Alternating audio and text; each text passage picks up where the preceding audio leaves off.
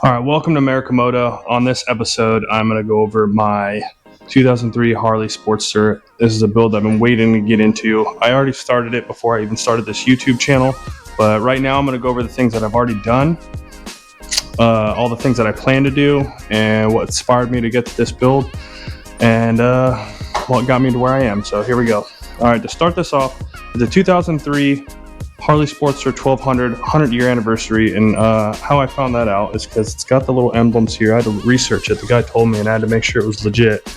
It's got the emblem here. Looking up the VIN on the bike, there's a specific number, I can't remember what it was, that would let you know that it's the 100-year anniversary. It also has a bunch of emblems. You got to be careful though, because people can buy them off of eBay and just throw them on some bike and think they get more value out of it. Well, there's those emblems. There was an emblem on the air intake, but I obviously took that off. But let's start with just head to toe. This is something that I kind of wanted to do to something more expensive, make it basically lay frame, and I just can't afford it. So I'm doing it on a Sportster. It's what I had. It's what I'm doing. I'm kind of doing it on the cheap end, building everything myself. With this, I seen a guy on YouTube do air shocks on front and back, but it didn't lay frame. He made it I'll have to post his name and the link. He actually gave me some advice. I messaged him about the front air shocks. Now this isn't a Harley Sportster front end. It's, from what I know, off of Facebook Marketplace, a shovel head front end. It could be, couldn't be. If anybody knows by just looking at them, let me know what it is. The guy said it was from a shovel head, but I have no clue. The only thing I needed was these forks to be 40 millimeter, specifically 40 millimeter, so I could put the air pucks in it, and I'll show you that later in a video. Actually, some of the videos that I already have, you can see the airlines going into them. There's these pucks.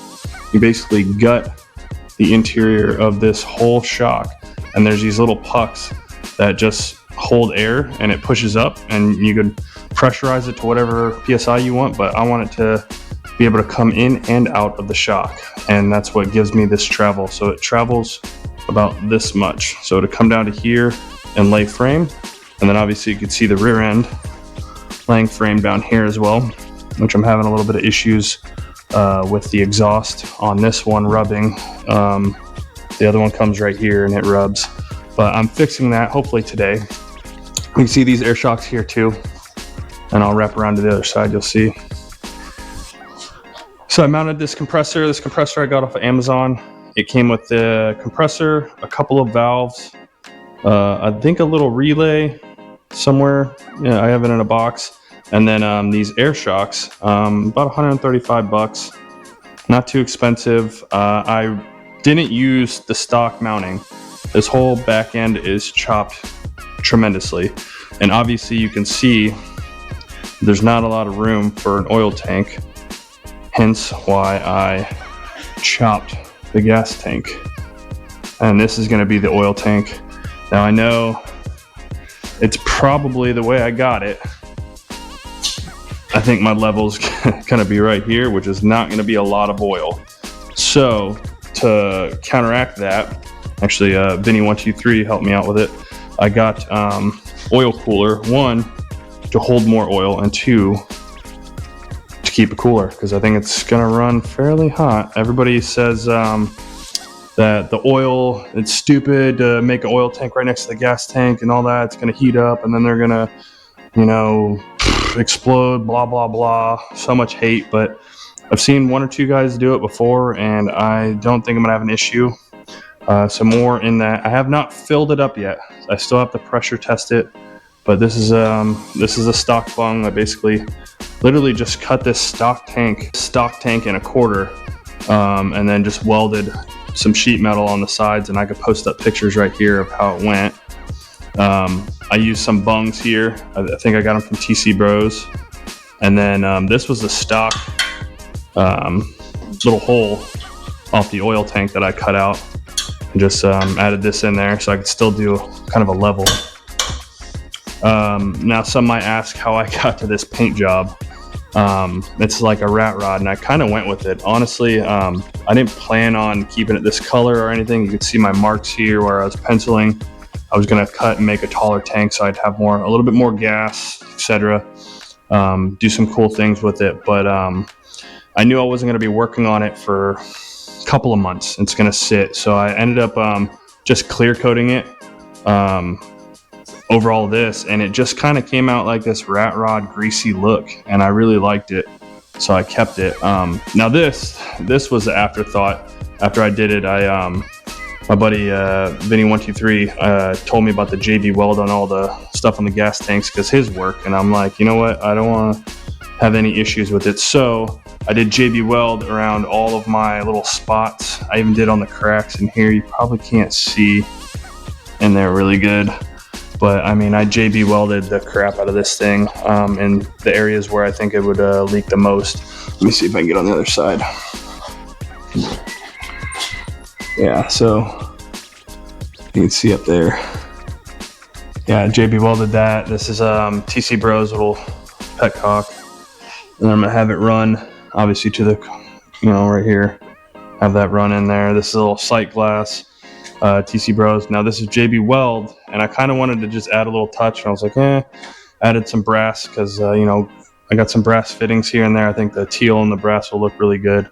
Obviously you can see all my marks. I'm just leaving them. Stickers got scratched. It's kind of the patina look I was going for, but I added I think it was just like a little bit of a gold paint, and then the clear coat going over it kind of made this like spewing out kind of color. I'm not 100% in love with it, but it kind of looks cool for now.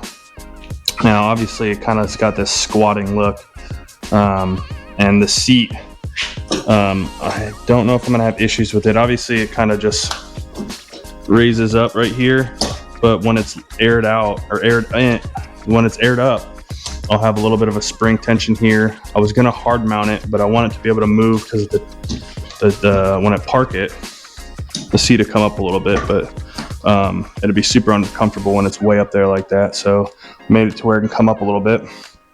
Now these are just part of the stock frame. I'm going to end up chopping them off eventually. This is a TC Bros. I think I ended up getting a 5-inch, I think it's a 5-inch fender, which I'm still tweaking. I should have got one a little bit bigger maybe, but I ended up having to make this paint job match this by getting some paint from Home Depot. That was this teal. Mind you, I got the bike. I'll show some stock pictures of it. This was the color that I got it. I don't think it's stock. This motor was rebuilt at 26,000 miles, and I think it's got 2,500 miles on it, the guy said at least. But I literally took this, rattle canned it,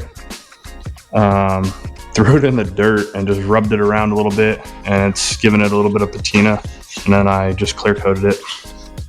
Obviously made these are just some straps, some more TC Bros stuff. I believe the sprocket kit and the chain kit was from Amazon. A lot of little Amazon parts here and there, like this. This is something that I just do every once in a while. It's a belt buckle, and it's just to cover up the brake caliper. I just drilled 2 holes in it and flattened it out. Just a little something I like to do on the brakes. I'm working on doing some paint and some art for the little, it had a 5 there for the little cover. And my issue now that I'm going to be running into is a chain tensioner, because this has got a lot of travel, and keeping the chain tight while I'm riding is going to be my issue. So that's what I'm working on, probably the next episode. Now the exhaust came with it. I just wrapped it. This front wheel is from an 07 Harley 1200 Sportster. I had to get some axle, and a universal axle and a shim kit, or not a shim kit, a spacer kit. And then this, literally I got a universal axle off Amazon, and it ended up being like 20 inches, so it was way too long. Both ends were threaded. Right here, you can see the other thread here. So what I did is I left the nut and the thread on one side, used the spacers, I got it to a mark over here, chopped it off. This, if I still have the videos, I'll post it up. It's literally just a washer welded around the plate, and then this, I did it on one of my other Harleys. It's a earring gauge. I was like metal, and I just kind of welded on there for some looks, and I'll paint it later for some visual aspects of coolness. The TC Rose headlight, I believe, with just like the old school racing X. I think somebody told me why people used to do the X back in the old war days, that they didn't want their headlight to be super bright when they're driving at night if they're sneaking around, but they needed some kind of light. So they throw an X over it to kind of take a little bit of the power of the light out, but still give you some light. So I thought it was a really cool idea, and I did it here. We'll see how useful it is if I actually ride at night. This is the stock riser setup that came with this bike. I will obviously I'll show in the pictures, see if I can get it up there. I'm assuming this is stock. These handlebars are just drag bars. They're definitely not stock. The carburetor is just a regular CV carb. I did get a little kit off of Amazon, and the little breather valves that I'm going to drain the oil down onto the chain. This is just a little, what do you call them, velocity stack air filters off of Amazon. Little cover. Here's my oil lines that I still got to run. I didn't put them in 100% because I still have to pressure test the tank. Let's see what else. Yeah, the single cable throttle I got off of Amazon, which from Lane Spit Boulevard, he says on stuff like this, don't go cheap, and I know why, because it absolutely sucks. And I haven't even driven the bike, but you could tell the pullback and everything. So I'm gonna have to order one of those and some new levers, because the stock ones, you can see, supposedly these are 1 inch, but on the Harley stock bars, there's like some clamp stuff, and I was going to try to do a spacer with some aluminum, and it was working for a little bit, but I just don't like it. It's too janky for me, but I do like doing stuff like this, little aerodynamics and kind of old school racing for just aesthetics purposes. Big Johnny Cash fan. Threw a sticker on here, did a little clear coat, remounted the ignition up here. You got my air lines over here, my battery box right here, it's mounted solid to the frame on the inside, and then I just made a bracket for this air compressor out here, as you can see. What I'm going to do, I got a dump valve here, so when I want to go park it, it's easy, just psh, and I'll park, and yeah, it might take me, I don't know, 2-3 minutes for it to air up with this compressor when I turn it on. I got my own switch here, so I can turn it on when it's off, and then I can air up, take a couple minutes, air up, and then let the engine warm up while it's warming up, and then take off. And then when I go to park, I just dump it really quick and park within, I don't know, 2 seconds. It dumps out pretty quick. So yeah, this is just a little overview of the Harley 1200 Sportster 100-year anniversary. Today I'm going to try to mount this. Let's see if I have it down here somewhere. Yeah, I got this chain tensor that I'm going to try to mount on a piece of steel. Let's see, I got some steel over here. Thanks to Vinny V123, he gave me some spare steel. I'm going to mount this under here. You could see where it's like leaning on it. I made these when I took the whole frame off. I cut the kickstand off, and I added more tabs, because these were little tabs where you would plug up the oil, and that's where you drain the oil and do oil changes and stuff. And so I just added 2 more over here, and that's what I was going to lay on. And it's just, you could see the engine is a little bit heavier on the left side, and it wants to lean a little bit to the left. So what I'm going to do is take this sheet of steel and make a plate down there, so that I have a nice little plate to lay on. And then also I can weld this to it, and it will give me, so when I had that stock exhaust on there, let's see if I can grab it right here. Here we go. Let's see, it kind of drags on the ground, and it's literally like 1/4 of an inch. So I'm hoping when I put that steel down, There's also a mount that mounts right up here for the exhaust. I'm hoping when I mount that, it kind of corrects this, and this will lay like a quarter of an inch, if not an eighth of an inch or something off the ground. And if it scrapes a little bit, no big deal. But the mount was what the issue was. It was hidden, and it was about a quarter inch. So I got that. Hopefully I'll correct that and see what I can get done today. And yeah, let's get working on it.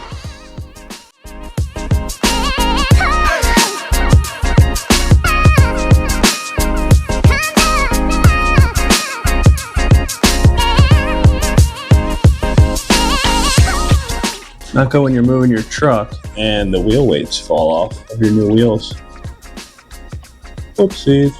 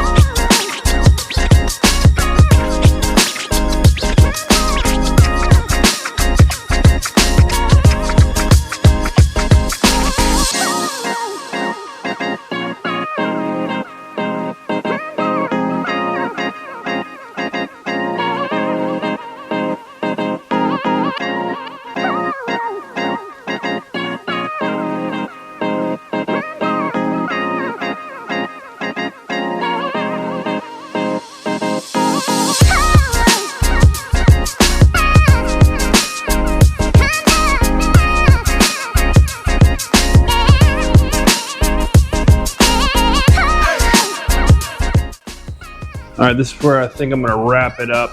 I came up to lifting it, and then before I could even get the chain, it's hitting the swing arm completely under pressure.